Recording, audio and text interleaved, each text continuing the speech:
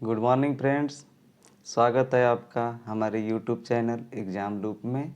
आज हम पढ़ने वाले हैं प्रमुख सूचकांक जो कि 2022 में जारी किए गए हैं, जो कि आपके आने वाले सभी एग्ज़ामों के लिए बहुत ही महत्वपूर्ण होने वाले हैं। चाहे आप एसएससी की एग्ज़ाम दे रहे हैं, चाहे यूपीएससी या फिर स्टेट पीसीएस, बीपीएससी, रेलवे, सभी एग्ज़ामों में कम से कम एक क्वेश्चन इस टॉपिक से ज़रूर आता है। तो चलिए स्टार्ट करते हैं। पहला सूचकांक है इसमें वैश्विक भुखमरी सूचकांक। इसके बारे में थोड़ा सा जान लेते हैं कि यह सूचकांक आखिरकार क्यों जारी किया जाता है, या फिर किस चीज़ को इंडिकेट करता है या फिर बताता है। तो यह जो है यह बताता है कि किसी भी देश में भुखमरी से कितने लोग ग्रस्त हैं या फिर कहाँ पे बिल्कुल ही भूखमरी नहीं है। इन सब चीज़ों को इस इंडेक्स के माध्यम से बताया जाता है। देखिए इसमें इसको कौन सा जारी कौन करने वाली संगठन है या फिर संस्था है, तो जर्मनी की संस्था है आपकी वेल्ट हैंगर हिल्फे, ठीक है। और आयरलैंड की एक संस्था है कंसर्न वर्ल्ड लाइफ, ठीक है। इन दोनों के द्वारा संयुक्त रूप से इस सूचकांक को जारी किया जाता है। इसमें जो सबसे अच्छा प्रदर्शन करने वाले कंट्री हैं, इसमें बेलारूस, ब्राज़ील, चीन सहित 17 शीर्ष देश हैं। भारत का जो स्थान रहा है इसमें 121 देशों में 107 रहा है। अभी भारत के पड़ोसी देशों की बात करेंगे तो इसमें श्रीलंका है, वो रहा है 64, और म्यांमार 71, नेपाल 81, बांग्लादेश 84, पाकिस्तान 99। इस सूचकांक को लेकर भारत थोड़ा सा नाराज़ है, क्योंकि भारत अपने पड़ोसी देशों को बहुत सारे, जैसे श्रीलंका हो गया, बांग्लादेश हो गया या फिर पाकिस्तान हो गया, वहाँ पे खाद्य सहायता देता रहता है। इसके बावजूद भी भारत को भूख की गंभीर स्थिति वाले देशों में रखा गया है। भारत का स्कोर 29.1 है। भारत का दक्षिण एशिया में अफगानिस्तान से थोड़ा सा बेहतर स्थिति है, और सबसे जो निचले पायदान पे देश रहा है वो है यमन। चलिए नेक्स्ट देखते हैं, नए सूचकांक की तरफ बढ़ते हैं। आपका दूसरा है हेनले पासपोर्ट सूचकांक। तो हेनले पासपोर्ट सूचकांक क्या बताता है, पहले आप इसके बारे में जानेंगे। यह बताता है कि किसी देश का वीज़ा कितना सशक्त है, यानी किसी देश का नागरिक कितने देशों में जा सकता है। तो इसमें जो जापान और सिंगापुर हैं वो संयुक्त रूप से टॉप पे हैं, और इनका स्कोर जो है 192 है, ठीक है। इसको देखिए जारी कौन करता है, तो जारी करने वाली जो संस्था है हेनले और पार्टनर्स है, यानी इस सूचकांक से मिलता जुलता है, इसलिए आपको याद करने में ज़रा दिक्कत नहीं होगा। भारत का इसमें जो स्थान रहा है 111 देशों में 83 रहा है।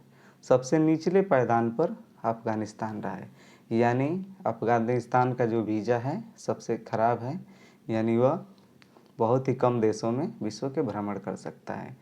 यहाँ के जो नागरिक हैं बहुत कम देशों में भ्रमण करेंगे, वहीं सिंगापुर और जापान के जो नागरिक हैं विश्व के मैक्सिमम देशों में इजीली भ्रमण कर सकते हैं। चलिए नेक्स्ट देखते हैं। नेक्स्ट है आपका वैश्विक नवाचार सूचकांक। तो पहले इंडेक्स के बारे में जानेंगे कि आखिरकार यह इंडेक्स क्या बताता है। तो यह बताता है कि किसी देश में स्टार्टअप के लिए कितना बेहतर माहौल है, यानी आप कहीं पे स्टार्टअप निवेश करना चाहता है, कोई भी देश किसी दूसरे देश में निवेश करना चाहता है तो वहाँ पे कितना अच्छा माहौल है। मान लीजिए भारत में कोई निवेश करना चाहता है तो यहाँ पे लाइसेंसिंग नीति कैसी है भारत की, आतंकवाद से भारत के समझ कितनी कम चैलेंजेज है, या फिर साइबर अटैक कैसे हैं, या फिर इनकी नीतियाँ कैसी हैं, इन सब को चेक किया जाता है। और दूसरा नवाचार को बढ़ावा मिल रहा है, यानी उस देश में ये देखा जा रहा है कि वहाँ पे साइंस और टेक में कितना कार्य होता है, यानी इनोवेशन में आप कितना वह देश आगे जा रहा है। इस सूचकांक को जो जारी करने वाली संस्था है वो है आपकी विश्व बौद्धिक संपदा संगठन। इसके द्वारा यह जारी किया जाता है वैश्विक नवाचार सूचकांक। इसमें जो सबसे टॉप पे देश हैं यानी इनोवेशन के क्षेत्र में स्विट्ज़रलैंड है पहले पे, दूसरा पे अमेरिका है, तीसरे पे स्वीडन है। जो भारत का स्थान है इसमें वो है 40, जो कि 6 अंक का सुधार हुआ है 6 स्थान का, यानी इससे पहले 2021 में भारत का जो स्थान था वो 46 था। अब यहाँ पे हम थोड़ा सा देखेंगे विश्व बौद्धिक संपदा के बारे में, क्योंकि कई बार इससे भी डायरेक्ट आपके क्वेश्चन आ जाते हैं एग्जाम में। तो चलिए इसके बारे में देखते हैं। नेक्स्ट पेज हमने खोल रखा है, चलिए देखते हैं। इसकी जो स्थापना हुई थी, यानी जो विश्व बौद्धिक संपदा संगठन है उसके बारे में, इसकी जो स्थापना हुई थी 1967 में हुई थी। यह संयुक्त राष्ट्र की सबसे पुरानी एजेंसी है। और मुख्यालय की बात करेंगे तो जो मुख्यालय है इसका वो है जिनेवा में, जिनेवा। और जिनेवा जो है आपका स्विट्जरलैंड में पड़ता है। और विश्व बौद्धिक संपदा दिवस जो है हर प्रत्येक वर्ष आपका 26 अप्रैल को मनाया जाता है। इसमें 191 सदस्य हैं, यानी जो सदस्य देशों की संख्या है 191 है विश्व बौद्धिक संपदा में। भारत 1975 में इसका सदस्य बना है। इसे 60 में हम वीपो भी कहते हैं। तो इन चीज़ों को भी आप याद रखेंगे। चलिए अगला देखते हैं। विश्व प्रेस स्वतंत्रता सूचकांक। विश्व प्रेस स्वतंत्रता सूचकांक के बारे में देखेंगे। पहले तो ये देखते हैं कि यह सूचकांक किस चीज़ को इंडिकेट करता है, यानी या फिर किस चीज़ के बारे में बताता है। तो यह सूचकांक यह बताता है कि किसी देश में प्रेस को लेकर कितना फ्रीडम है, यानी जो भी रिपोर्टर हैं वहाँ पे वो कितने स्वतंत्र हैं। सरकार के अगेंस्ट अगर कुछ बोलते हैं तो सरकार एक्शन कितना लेती है। जैसे चाइना है, चाइना में देखे होंगे आपने कोविड-19 के टाइम पर कि वहाँ की जो न्यूज़ हैं वो एग्जैक्ट न्यूज़ नहीं आ रही थी, क्योंकि कोई भी रिपोर्टर वहाँ पे सामने आकर कुछ भी सरकार के अगेंस्ट नहीं बोल रहा था या फिर नहीं बता रहा था, और एग्जैक्ट किसी उस देश में क्या हो रहा है ये सब नहीं पता चल रहा था। यानी वहाँ पे प्रेस की ज़्यादा स्वतंत्रता नहीं है। उत्तर कोरिया भी आप देखेंगे इसी तरह का एक देश है। मगर सबसे चिंता वाली बात यह है कि इन देशों के रहते हुए भी भारत का जो स्थान है 180 देशों में 150 पे रहा है। भारत इस रिपोर्ट को लेकर काफ़ी ज़्यादा परेशान था। उसने इस सूचकांक के बारे में सवाल भी उठाए। इस सूचकांक को जो जारी करने वाली संस्था है वो रिपोर्टर्स विदाउट बॉर्डर्स है, ठीक है। इसमें भारत का जो पड़ोसी देश है नेपाल, यानी उसका स्थिति जो है भारत से बेहतर है, यानी 76वें स्थान पे है। अफ्रीका महाद्वीप का सबसे नीचे स्थान पर नॉर्थ कोरिया है, यानी ये यहाँ पे गलत लिखा हुआ है, अफ्रीका महाद्वीप नहीं होगा, ये नॉर्थ कोरिया आपका एशिया का है, पूर्वी एशिया का। चाइना का इसमें स्थान 175 है। और प्रेस में जो सबसे विश्व प्रेस स्वतंत्रता सूचकांक में जो टॉप के कंट्रीज हैं उसमें नॉर्वे, डेनमार्क, स्वीडन, यानी इन देशों में प्रेस की बहुत स्वतंत्रता है। यहाँ पे कोई भी रिपोर्टर्स सरकार के अगेंस्ट या फिर वहाँ की नीतियों के अगेंस्ट या फिर सरकार वहाँ पे कौन कौन से कार्य कर रही है खुलकर बोल सकता है। इस चीज़ की आज़ादी है। यह सूचकांक इन चीज़ों को बताता है। चलिए नेक्स्ट देखते हैं। अगला है विश्व खुशहाली सूचकांक। यानी यह सूचकांक पहले तो ये देखेंगे कि किस चीज़ के बारे में बताता है। तो विश्व खुशहाली सूचकांक यह बताता है कि किसी देश का नागरिक कितना खुश है। और इसके बहुत सारे आधार होते हैं, जैसे खुशी का एहसास, जीडीपी का लेवल, जीवन प्रत्याशा, यानी कोई व्यक्ति जन्म लेता है तो कितने वर्ष तक जिएगा, जीवन विकल्प चुनने की आज़ादी, उदारता और भ्रष्टाचार, इन आधारों पर यह सूचकांक जारी किया जाता है। इसमें भारत से, इस सूचकांक के अनुसार भारत से ज़्यादा खुशहाल देश पाकिस्तान है और बांग्लादेश है, जो इस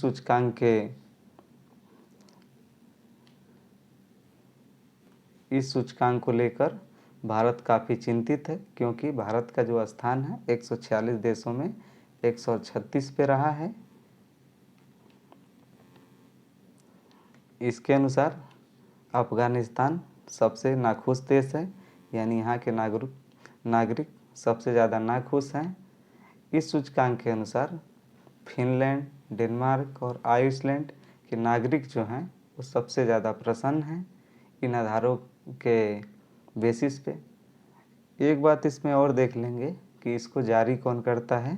तो जो जारी करता यहाँ पे जारी करता वो है आपका संयुक्त राष्ट्र।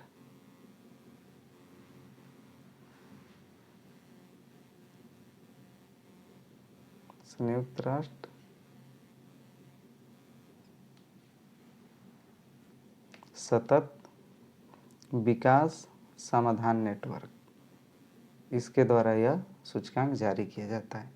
चलिए नेक्स्ट देखते हैं, ग्लोबल जेंडर गैप इंडेक्स। तो पहले इस इंडेक्स के बारे में जानेंगे कि यह इंडेक्स आखिर किस चीज़ को बताता है। तो यह इंडेक्स यह बताता है कि किसी देश में स्त्री और पुरुष में कितनी समानता है या फिर कितनी असमानता है, यानी किन देशों में सबसे ज़्यादा स्त्री पुरुष में भेदभाव है और किन देशों में उसका लेवल कम है। इसको जारी करने वाली जो संस्था है आपकी वो है वर्ल्ड इकोनॉमिक फोरम। इस इंडेक्स के अनुसार जो भारत का स्थान है 146 देशों में 135वें स्थान पे है। इससे पहले भारत का 2021 में 140वां स्थान था। इस बार इसमें 5 अंक का सुधार हुआ है। इस इंडेक्स के अनुसार अफ़गानिस्तान में सबसे ज़्यादा जेंडर अनइक्वलिटी है, उसके बाद से पाकिस्तान में है सबसे ज़्यादा, यानी भेदभाव। जैसे आप एग्जाम्पल के तौर पे ले सकते हैं कि जब भी घर में लड़का होता है और लड़की होती है तो लड़कों को खेलने के लिए आप नॉर्मली बंदूक, कारें या फिर बाइक गिफ्ट देते हैं, जबकि लड़कियों को गुड़िया या फिर उनके मेकअप से संबंधित सामान, या फिर आप लड़कों को बाहर पढ़ने के लिए भेजते हैं, लड़कियों को आप केवल घर का खाना वाना बनवाने पे ज़्यादा ध्यान देते हैं। तो यहाँ पे इस बात से यह तय होता है कि यहाँ पे बहुत सारा अनइक्वलिटी है, यानी असमानता है, यानी लड़के और लड़कियों में बहुत सारा भेदभाव है। इस इंडेक्स के अनुसार जो टॉप पे देश हैं उनको देखेंगे। आइसलैंड में सबसे कम जेंडर गैप है, उसके बाद से फिनलैंड है, तीसरा आपका नॉर्वे है। यानी इन देशों में लड़के और लड़कियों में फ़र्क बहुत कम है। अब चलते हैं वर्ल्ड इकोनॉमिक फोरम के बारे में थोड़ा सा जानते हैं। नेक्स्ट पेज पे आएंगे वर्ल्ड इकोनॉमिक फोरम के बारे में। यहाँ पे इसको शार्ट में बोलते हैं EWEF, यानी वर्ल्ड इकोनॉमिक फोरम।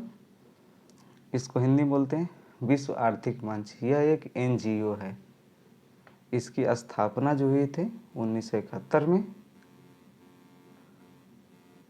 1971। जो मुख्यालय है इसका वो है आपका जिनेवा में, जिनेवा स्विट्जरलैंड। ठीक है, तो इसको भी आप ध्यान रखेंगे क्योंकि कई बार इनसे भी डायरेक्ट क्वेश्चन आ जाता है या फिर संस्था के बारे में पूछ लेता है।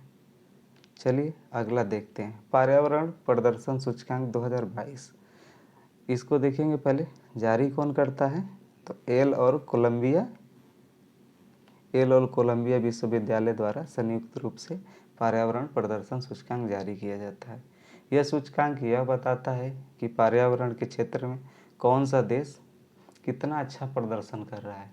जैसे भारत अपना 2070 तक जीरो कार्बन एमिशन का लक्ष्य रखा है। उसके अनुसार देखेंगे कि भारत बहुत सारे कदम उठा रहा है नए नए। जैसे आपको 1 जुलाई को भारत ने पॉलीथीन बैन कर दिया, जो इसी के तहत था। दूसरा देखेंगे आप कि भारत इलेक्ट्रिक वाहनों को बढ़ावा दे रहा है, जैसे दिल्ली में इलेक्ट्रिक बसें चल रही हैं। सौर ऊर्जा से बहुत सारे मेट्रो स्टेशन, रेलवे स्टेशन या फिर सतत विकास की तरफ बढ़ रहा है भारत। सब इसी क्षेत्र में भारत का वो एक प्रदर्शन दिखाता है। मगर भारत के लिए सबसे चिंता का विषय यह है कि इसमें भारत को 180 देशों में सबसे निचले पायदान पर रखा गया है, जिसको लेकर भारत सरकार नाखुश है, क्योंकि भारत का यह कहना है कि हमने इन क्षेत्रों में बहुत ही बेहतर कार्य किए हैं और कर रही है हमारी गवर्नमेंट, फिर भी हमारा प्रदर्शन इतना नीचे क्यों है। जैसे देखेंगे कि आप COP26 हुआ था, उसमें भारतीय प्रधानमंत्री ने 1 ग्रिड की अवधारणा के अनुसार अवधारणा पे कार्य किया था। भारत के साथ नाइजीरिया सबसे निचले पायदान पे है, और जो पर्यावरण प्रदर्शन में सबसे अच्छा कार्य करने वाला देश है वो है डेनमार्क आपका। चलिए नेक्स्ट देखते हैं, अंतर्राष्ट्रीय बौद्धिक संपदा सूचकांक। आखिरकार यह सूचकांक क्या बताता है? तो यह वैश्विक अर्थव्यवस्थाओं के पेटेंट, कॉपीराइट नीतियाँ, बौद्धिक संपदा परिसंपत्तियों, व्यवसायीकरण, अंतर्राष्ट्रीय संधियों, अनुसमर्थन पर बौद्धिक संपदा अधिकारों का मूल्यांकन करता है। यानी आप कुछ भी बनाते हैं तो उसको पेटेंट कराना पड़ता है, और कॉपीराइट कोई ना कर ले, इसके लिए भी यह संस्था उन सब चीज़ों को ध्यान में रखकर और उन सब क्षेत्रों में बेहतर कार्य करती है। देखते हैं इसको जारी कौन करता है।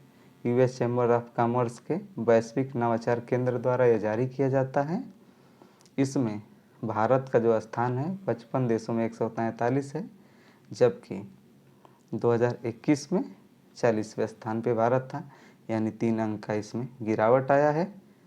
इस सूचकांक के अनुसार विश्व के सर्वश्रेष्ठ रैंकिंग वाले 5 देश, जिसमें अमेरिका पहले पे है, यूनाइटेड किंगडम दूसरा, जर्मनी तीसरा, स्वीडन चौथा और फ्रांस पाँचवा। वेनेजुएला जो है वो अंतिम स्थान पर रहा है। चलिए नेक्स्ट देखते हैं, विश्व प्रतिस्पर्धा सूचकांक के बारे में। यानी यह क्या बताता है कि किस देश में कितनी कंपटीशन है, इस चीज़ को यह बताता है इंडेक्स। इसको जारी करने वाली जो संस्था है इंस्टीट्यूट फॉर मैनेजमेंट डेवलपमेंट, इसके द्वारा यह जारी किया जाता है। और भारत ने एशियाई देशों में सबसे तेज वृद्धि किया है। यानी यह सूचकांक के अनुसार एशियाई देशों में भारत सबसे तेज वृद्धि कर रहा है। भारत का जो रैंक है इस सूचकांक के अनुसार 43वें से 37वें स्थान, यानी 6 स्थानों की इसमें वृद्धि देखी गई है। 63 देशों की सूची में डेनमार्क जो है वो पहले स्थान पे है। स्विट्जरलैंड, इससे पहले स्विट्जरलैंड पहले स्थान पर था, इस बार उसके स्थान में 1 अंक का गिरावट आया है और वह दूसरे स्थान पे है, जबकि सिंगापुर तीसरे स्थान पे है। चलिए नेक्स्ट देखते हैं, ग्लोबल लिवेबिलिटी इंडेक्स। यह क्या बताता है कि किसी देश में रहने के लिए सबसे अच्छा देश कौन सा है या फिर कौन सा शहर है। इसको कौन जारी करता है? इकोनॉमिस्ट इंटेलिजेंस यूनिट के द्वारा जारी किया जाता है। ठीक है, इसमें विश्व के 10 सबसे योग्य रहने वाले शहरों की सूची दी गई है, जिसमें मैक्सिमम जो शहर हैं वो पश्चिमी यूरोप के हैं। यानी किसी देश में कितना आतंकवाद कम है, कितना वहाँ पे भ्रष्टाचार कम है, वहाँ पे कितनी प्राकृतिक आपदाएं कितनी कम आती है, इन सभी को ध्यान में रखते हुए यह बताता है इंडेक्स कि किस देश में आप सबसे सुरक्षित रह सकते हैं।